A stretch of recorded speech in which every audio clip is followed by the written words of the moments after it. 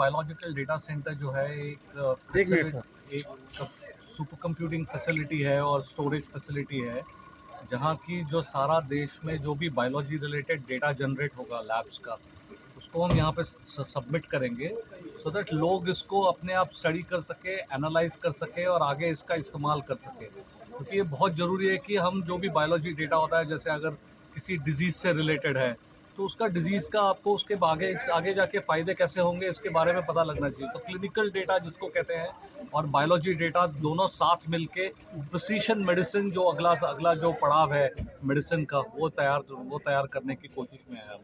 और ये जगह जगह हर किसी किसी बीमारियों में इसका इस्तेमाल हो सकता है और इसी तरह इसके फ़ायदे होते रहेंगे। इसी तरह एग्रीकल्चर में भी आप जैसे देखना चाहेंगे, एग्रीकल्चर क्रॉप्स का या नए नए क्रॉप्स के उनके जीनोम सीक्वेंसेस वगैरह वो सारे डिपॉजिट यहाँ किए जाएंगे।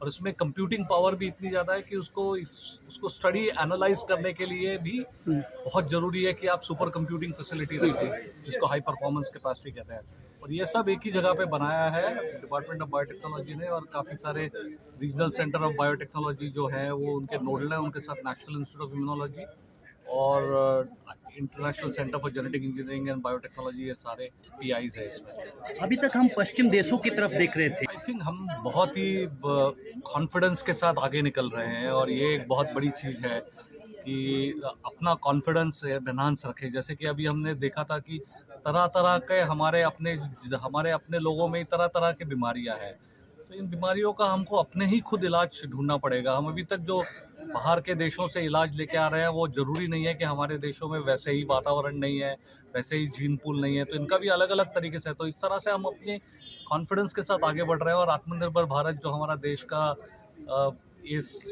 हमारे ऑनरेबल प्राइम मिनिस्टर जी ने जो बोला हुआ है कि अगले जो हमारा जो काल है जिसको कहते हैं, इस काल में ये बिल्कुल बदल के भारत एकदम उभर के निकलेगा, ये हमारी 100% गारंटी है। एक तो एक शुरुआत थी इंटीग्रेट करके काम करने की। ये तो हर हर तरह तरह की बीमारियों के लिए इसका इस्तेमाल किया जा सकता है।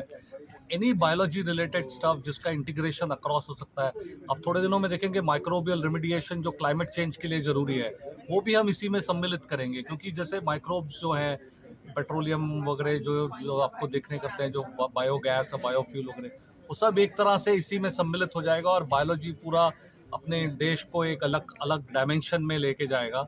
यही हमारी निष्ठा से हम कार्य कर रहे हैं और आईबीडीसी एक बहुत बड़ा महत्वपूर्ण अंश है इसका।